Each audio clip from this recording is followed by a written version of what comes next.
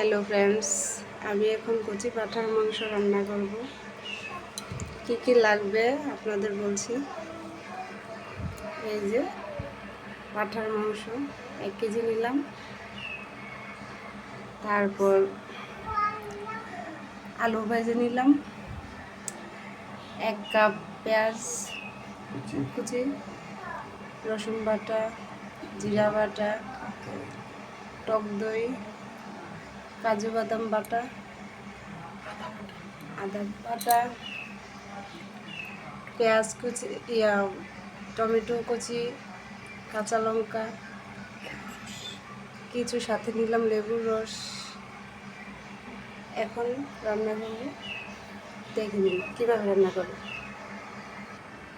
এখন চুলাতে কড়াই বসে নিলাম,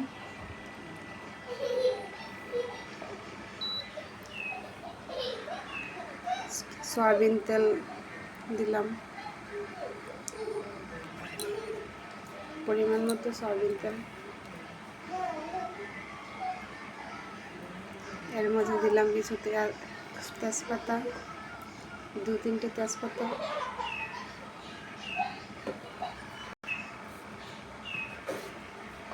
তারপর একটু গরম হয়ে যাক,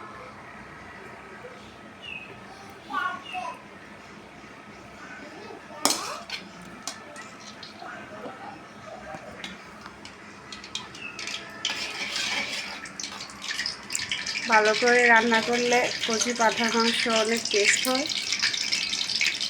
এবং খেতেও খুব সুস্বাদু হয়। পহেলা বৈশাখ উপলক্ষে আপনারা এভাবে রান্না করে খেতে পারেন বাসায়। সেন্ট আসবে, বাড়িতে মেহমান আসলে খুব ভালো হবে, আপ্যায়ন করতে পারবেন। তারপর তেজপাতা লাল হয়ে আসলো, এখন আমি পেঁয়াজ কিছু দিয়ে দিলাম কিছু।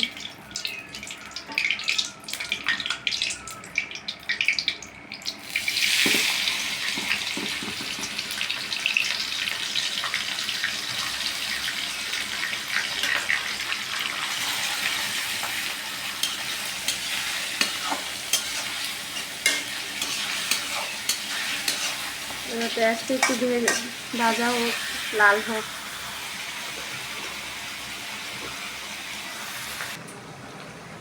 পেঁয়াজ লাল হয়ে এসেছে, এখন এর মাঝে আমরা কিছু কাঁচা লঙ্কা হালকা অর্ধেক ছিঁড়ে দিলাম।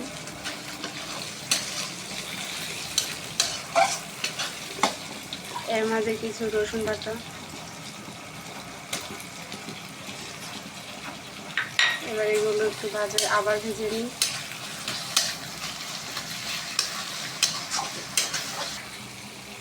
পেঁয়াজ রসুন লাল হয়ে গেছে, এবার জিরা বাটা,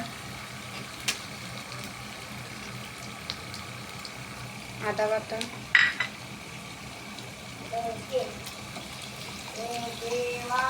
এরপর এগুলো ভালোভাবে কষে নেব।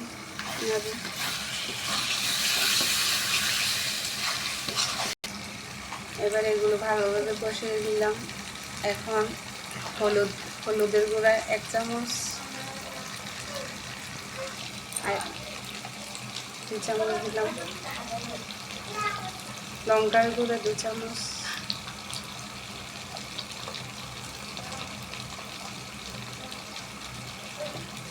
হালকা একটু লবণ,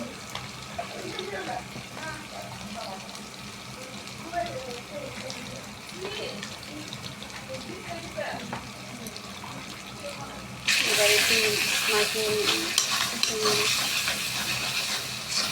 এগুলো ভালোভাবে আপনারা রান্না করতে পারলে কোনো খারাপ হবে না। আশা করি আপনাদের ভালো লাগবে। এর মধ্যে টমেটো ছেড়ে দিব, টমেটো কুচি। এবার মশলা কষানো হয়ে গেছে, এর মাঝে কিছু বাদাম বাটা দিয়ে দিলাম। এবার এগুলো নেড়ে নিলাম। এবার 1 কাপ টক দই দিলাম। টক দইটা দিলে আপনার মাংস কালারটা একটু ভালো হয়, খেতেও খুব সুস্বাদু লাগে। টক দিয়ে কচি পাঁঠার মাংস টক দিয়ে দিতেই হবে, কারণ এটা না দিলে আপনার মাংসের কোনো সেন্ট আসে না। এবারে একটু নেড়ে নিলাম। এরপর আগে থেকে আপনার মাংসতে হলুদ মাখানো ছিল, এবার মাংসগুলো কড়াইতে দিয়ে দিব।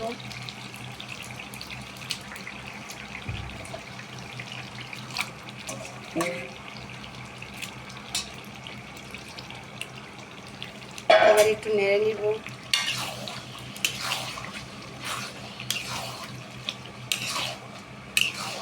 এর মাঝে আগে করে আলু ভাজা ছিল, আলু ছোটো করে টুকরো করে কাটা, এগুলো দিয়ে দিলাম। এবার মাংসগুলো ভালোভাবে কষিয়ে নিব।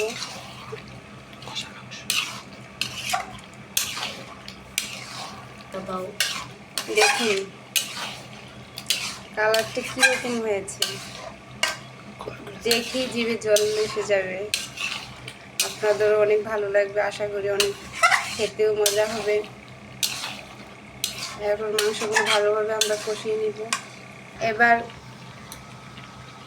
2-3 চামচ লেবুর রস আমরা আগে থেকে করেছিলাম, এটা দিয়ে দিলাম। লেবুর রসটা একটু দিতে হয়, দিয়ে দিলাম। এরপর এবার নেড়ে নিলাম। এবার মাংসগুলো কষানো হয়ে গেছে, এর মধ্যে একটু ঘুরে নেব যাতে মাংসগুলো সিদ্ধ হয়। এবার ঢাকনাটা আমরা খুলে নেব, দেখি মাংস কেমন হয়েছে। দেখুন ফ্লেভারটা যে কেমন এসেছে সেটা আপনাদের বলে বোঝাতে পারবো না। অনেক দেখুন কালারটা সেই লোভনীয়। আর আলুর টুকরোগুলো আপনারা দিলেও পারেন, না দিলেও এটা নিজের ইচ্ছে যায়। আমার ছেলে মাংসের আলু খুব পছন্দ, তাই আমি দিয়ে দিলাম। আপনারা চাইলে না দিলেও হয়। এখন মাংসগুলো কষানো ভালোভাবে হয়ে গেছে, এর মাঝে আমরা কিছু এলাচের টুকরো, দারচিনি দিয়ে দিলাম। এবার নেড়ে নেব।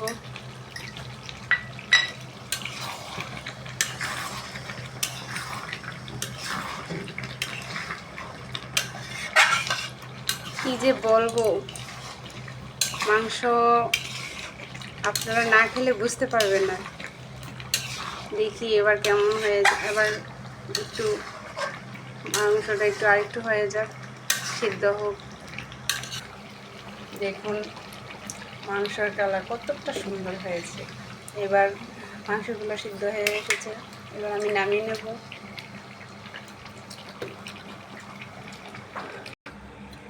দেখুন মাংসটা কীরকম।